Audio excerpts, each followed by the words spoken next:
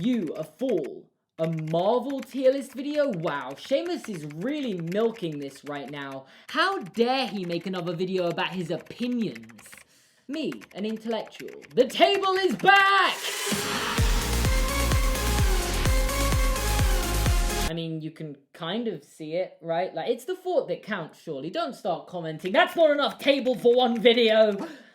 You're gonna do that now, but just be nice, please. Okay, so I'm not gonna lie, I'm kind of nervous about this one. We're doing a Marvel tier list, as you'd have seen in the title, I hope. My fears stemming from the fact, like, I'm not as big a Marvel shill as I am with Pixar or Harry Potter that I've done in the past, and I don't know, that makes me nervous, but I did recently rewatch the movies and filmed the whole experience for 11 hours, so that's gonna take me weeks to edit, but you know the drill. Get this video to 20,000 likes and I'll release that video. Last time I did 10,000, you guys did it in like 24 hours, so I'm not making that mistake again. I've doubled it.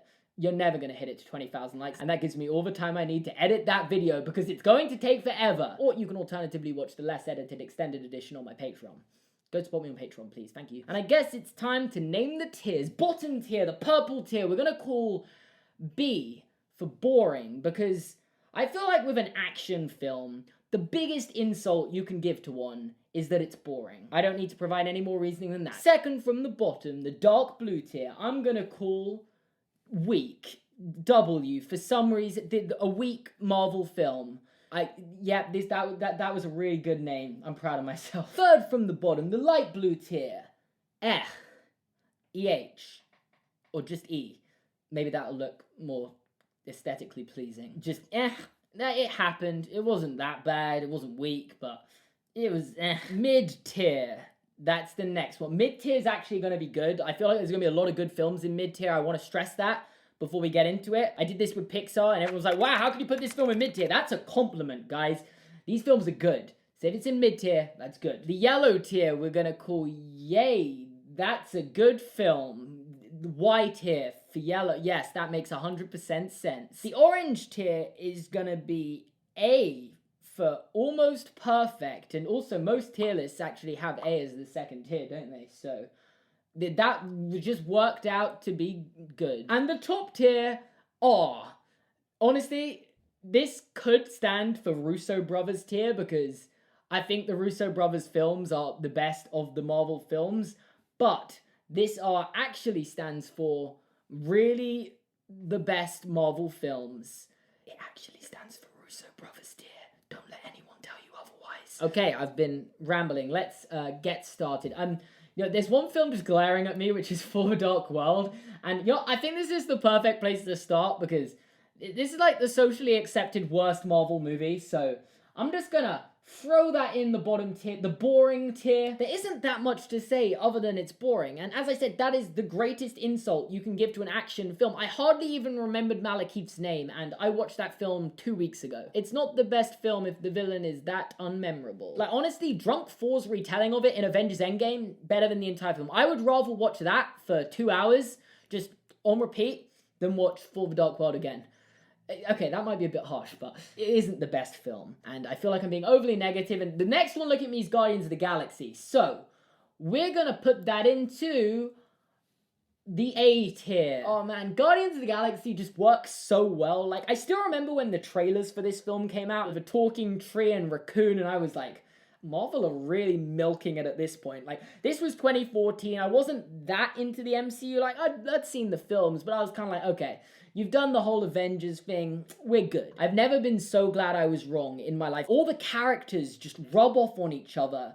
Perfect. I think that's what it gets better than any other MCU film. It's just these characters getting along and just working so well together as a group. I haven't even mentioned the music, like, the music's unbelievable in this. I don't need to say that, you already knew that. But it also gets sad themes and actually pulls at your heartstrings a bit as well. Like, it gets all sides of things, and I don't really have that many complaints about it. I'm sad it can't be in top tier, but unfortunately, it's not a Russo Brothers film. Unlike Captain America, The Winter Soldier. The Winter Soldier, it's so good. Just the elevator scene, guys.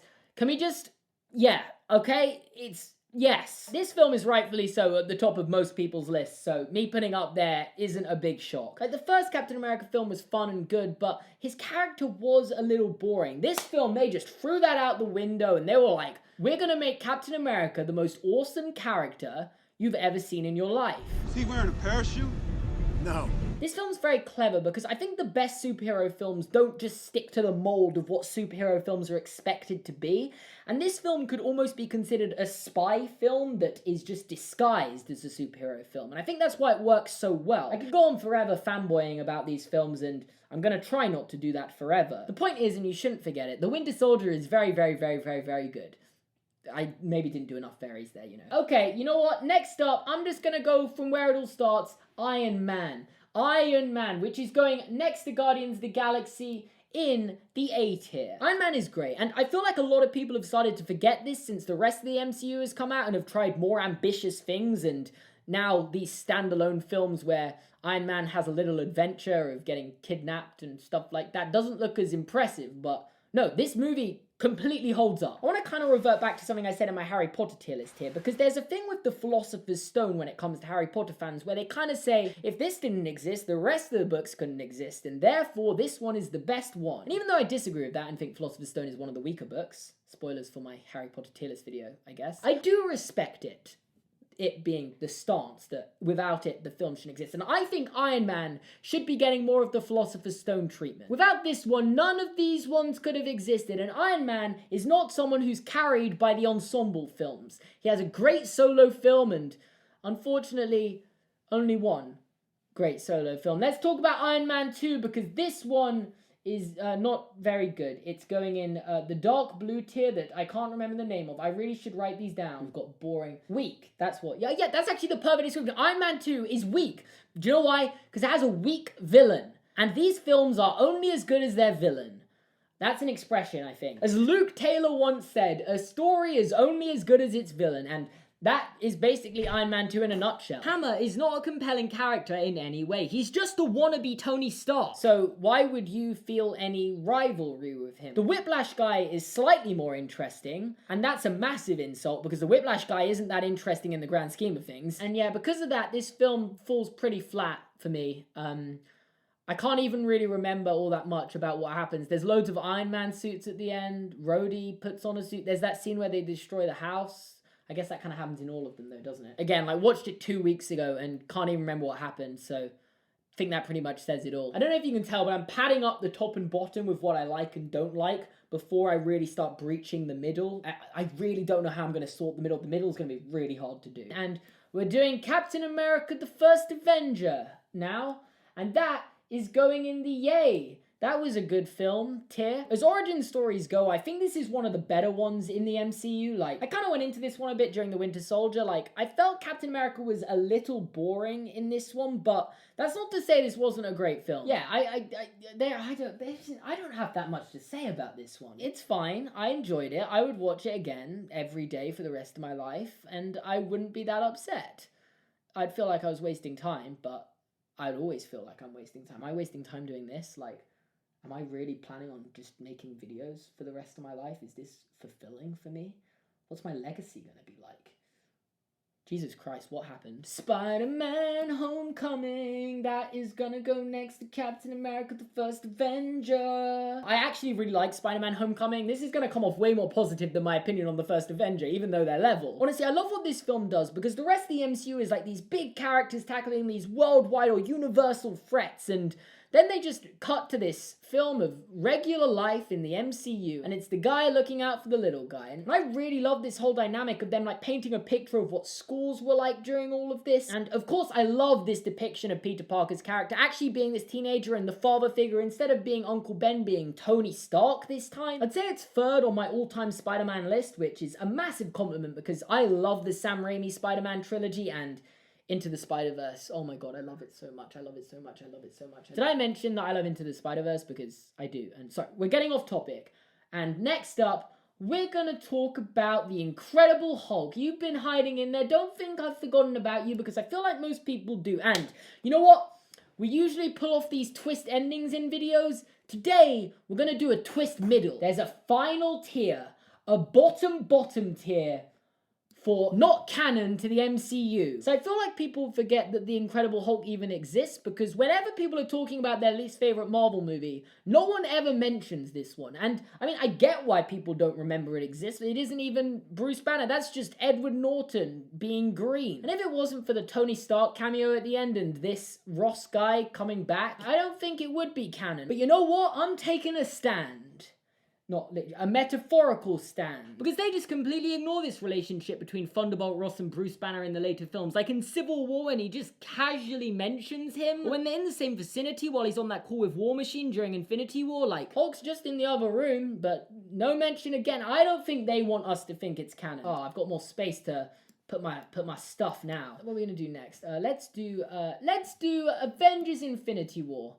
I think we can all agree this is the best Marvel film. Maybe we don't agree on it, but honestly, if the Toy Story films didn't exist, this would maybe be my favorite film ever, and that isn't even an exaggeration. The only other film I think that comes close to it might be Empire Strikes Back. Those are like my top two, disregarding Toy Story. And that's some big praise. That's how good this film is. It's just 2.5 hours of non-stop action, and I can't take my eyes off it, because why would I want to? I just want to watch it again. No, I want to watch Endgame after it, but then after that, I want to watch it again. In a weird way, I'm kind of glad I wasn't into the comics as a kid, because before this came out, I was kind of in a place of like, have I experienced all the great media that's ever going to come out in my lifetime? Like, I know everything that happens in Harry Potter. Star Wars was spoiled for me before I even knew what Star Wars meant. Never even read the Lord of the Rings books. Like, am I ever going to get to experience something for the first time and just like, I did. It was Infinity War. We are going to go for Doctor Strange. Yeah, come on, let's do it. Let's bite the bullet. One of the weird middle ones that I'm not really sure about. It's gonna go in the mid-tier. Yeah, I think that's fair. So Doctor Strange is fine. Like, that's the best word I can come up with to describe it. It's kind of the one where like, yeah, that one happened. It was fun. I'll go see the second one. And I'm actually way more excited for the second one because his appearances in the team-up films were like unbelievable. Like the excitement for Doctor Strange 2 after Doctor Strange 1 versus the excitement for Doctor Strange after Infinity War and Endgame, just massive difference. I would say it's the sequel I'm most excited for now. Like, it took a few films, but he's really growing on me. And the first one was just kind of a decent origin story. Let's move on to something more interesting, like Captain America's Civil War, which is, again, Russo Brothers tier. I've got to stop calling it that. Everyone hated the Toy Story tier when I did it the other day. I'm just trying to get my bias out the way, and their films are the best. Civil War's a funny one watching it back now, because they did so much in that film. Not only did they break up the Avengers, have all the Captain America, Iron Man beef stuff going on, reveal Iron Man's parents were killed by Bucky, they introduced Spider-Man, they introduced Black Panther. Okay, that was it, but that's a lot of stuff. This is an Avengers-sized story thrown on the end of a Captain America trilogy and still manages to keep Captain America the focus and tell like a good overarching story. It has no right being this good. And I feel like it's almost become an underrated MCU film because of the stature and size of it. Everyone's like, oh yeah, that was like a big one, but like out of the big ones, it wasn't that good. No, it is that good. And it also just happens to be the biggest factor in what leads to their defeat in Infinity War. Like, yeah, this film is amazing and I love it. Let's go with a more unpopular one here. I've got Ant-Man, which I am throwing in next to Spider-Man Homecoming and Captain America the First Avenger, because Ant-Man is the underrated MCU trilogy. Or film. We haven't got a full trilogy yet, and the second one isn't as good, but we'll get back to that. Ant-Man's kind of similar to Spider-Man in the sense it tells like a smaller story within the MCU, and I just love the character we're given. And yeah, are you telling me that Paul Rudd Scott Lang isn't the best MCU character? Because you'd be right, Luis is the best MCU character. This film is carried by Luis, and I love him. I would die for him. You know, just the whole combination of Scott Lang and the three guys, I've forgotten their name, is just so good, and partly the reason why Ant-Man and the Wasp falls flat. Because while there are some funny and good moments, there isn't enough Luis, Dave, and the Russian one. Honestly, I should probably learn their names if I'm going to praise them this much. I also think this film desperately struggles with one of the weakest villains in the MCU, like that Sonny guy. Who? I said I wouldn't remember his name when I watched it the other day. Sonny Burt. I don't think I'm going to remember his name at the end of this film because he is so unmemorable. And I can't remember his surname. I kind of like the bit with Ghost. She was way more interesting. I think she should have been the focus, but she wasn't. And then the writing just feels rushed. Like Janet has magic healing powers, I guess. It could have been really good if they rewrote it a bit, but they didn't. And for that reason, it couldn't reach the levels of the first Ant-Man. But I have high hopes for Ant-Man 3. Please give Luis an Ant-Man suit in Ant-Man 3. That's all I ask. Which perfectly brings us on to the next one. Avengers Assemble, which is going right in there as an A-list film. A for Avengers. This is the film that kind of set the tone for the rest of the MCU. I feel like before it, people weren't sure whether they could pull off a big team-up movie with all these big-name actors, and well, they did. This is the Loki movie. I love it. For some reason, I have a lot of nostalgia for this film now. Like, when I watch Endgame, I just want to watch it, like, instantly, because it's so fun watching all these Avengers meet for the first time and all their interactions with each other. I don't know, I'm not very good with adjectives, but I do really enjoy it. Let's go with, the original four. That's gonna go with, Iron Man. No, it's gonna go with Ant-Man and the Wasp. It wasn't Iron Man too bad. Thor's a funny one for me because, like, everyone loves the character, and of course you do. Why wouldn't you love Thor? But then his first two solo movies are just a bit and boring. Well, that was clever of me, wasn't it? His character kind of comes off a bit bland to me at first. Like, there isn't really much to say about this one. It's just, it exists. It's part of the growing pains of the MCU. They start slowly, as you can see, but once they get into it, they get into it. I feel like if they were only introducing Thor now, that film would be a lot better, but unfortunately, they aren't. So yeah, it wasn't that great. I like the hammer though. That's fun. Next up, we're gonna do Iron Man 3, which is going above 4, next to Doctor Strange. You know what? I'm sad that no one likes this film. A few weeks ago, this was trending on Twitter as the worst Marvel film, which I don't get how people think this is the worst one. Honestly, for me, it's not a mile off from wide here. It's a fun little story. It deals with Tony's anxiety after New York. It's the MCU's best Christmas film, and I like it. I enjoyed it a lot. I get that a lot of the complaints are to do with the Mandarin and how they kind of butchered his character from the comics, but I hadn't read the comics, so I didn't know that, and for me, Mandarin was fine. I actually kind of liked the style of, like, oh, he's just a puppet, and yeah, I enjoyed it. Iron Man 3 is fine.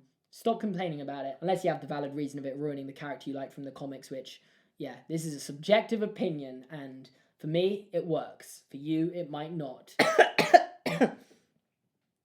I should have put my hand over my mouth there or something, because it's going to be like, wow, there's germs all over your table. Oh no. Guys, I think we're going to have to destroy the table. Guardians of the Galaxy Volume 2.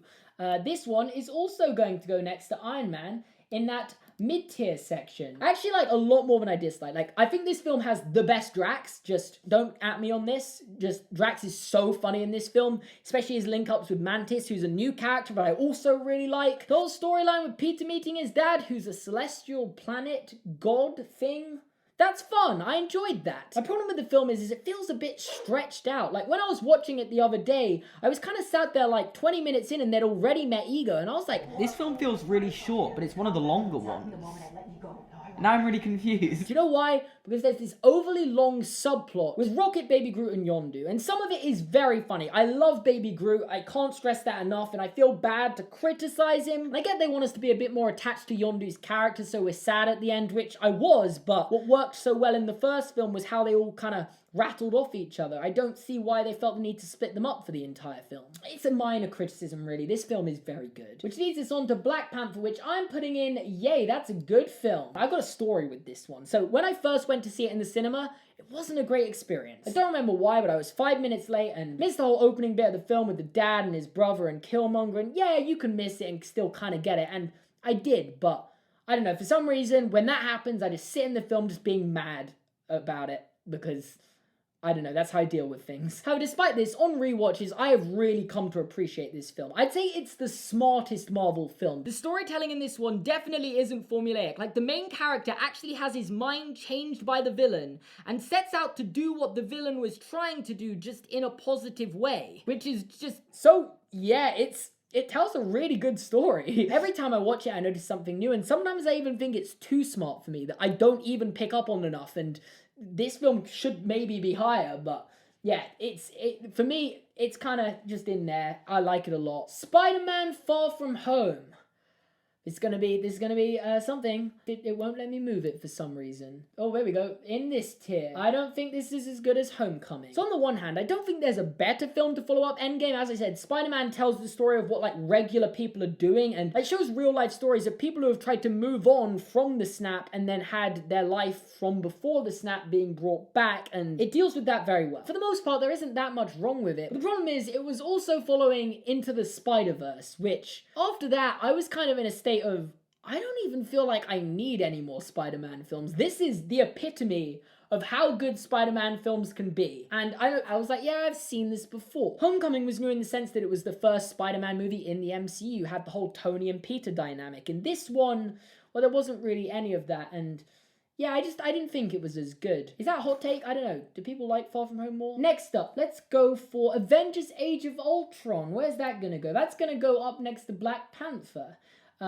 That is, we're running out of space on these tiers. Age of Ultron is definitely the weakest Avengers film for me, and it always has been. It never resonated with me in the same way Avengers Assemble does, and as I say, I've got nostalgia for Avengers Assemble now, so maybe that's playing a factor in there, but like, there are some bits like the party where they all try and lift Thor's hammer and stuff, which I really enjoy. Like, they are top MCU moments. But I know the fact they create the villain themselves just doesn't sit with me, right? Like, I'm not saying it isn't addressed. It's actually an important plot point in both this film and future films, but I feel like there could have been a better villain. I don't really like Ultron that much. They gave him way too much personality, if you ask me. Like, he's a robot. He shouldn't have this much personality. Am I wrong here? Or is this a fair point? I'm being overly critical because it's the weakest Avengers film for me, and I want to explain why that is. But it's also a very exciting and very quotable movie, I've found. This film has its fair share of one-liners. Like, it has a lot of memorable quotes. Next up, let's do Captain Marvel, which I'm just going to throw in this mid-tier as well. Captain Marvel basically is the Thor movie remade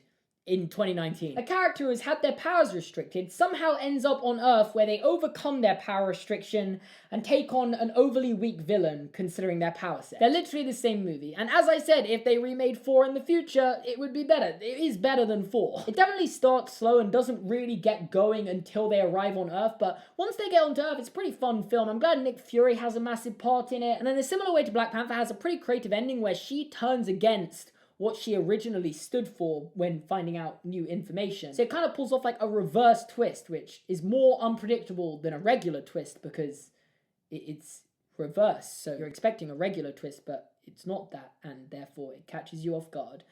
And it did with me. I didn't think that was going to happen. It was pretty good storytelling. Next up, we've got Thor Ragnarok, and I don't think I can put it above the first Avenger in Age of Ultron, so it's just going to go in this yay. That's a good film. It's definitely one of the stronger ones among the six, and it finally gets Thor right. I get maybe it goes against how he was originally written, but we don't want overly serious Thor. Funny Thor is where it's at, and the improvisation on this film is just unbelievable. Again, it shows that the MCU is diverse and can do and try different things while still pulling off a great movie that fits within this massive universe. And I don't actually think any film demonstrates that better than Thor Ragnarok. I also have this little theory thing when it comes to my liking of Marvel films, being that if the character has man in their name, I think the first one is the best one. So for example, Iron Man, Ant-Man, and Spider-Man have man in their name, and I think the first film is as good as it's gonna get. But if they don't have man in their name, so Captain America and Thor, I think you'll find that one of the sequels improves on the original. And I think Thor Ragnarok is head and shoulders above the first four, as Captain America, the Winter Soldier, and Civil War are head and shoulders above the first Avenger. Which is why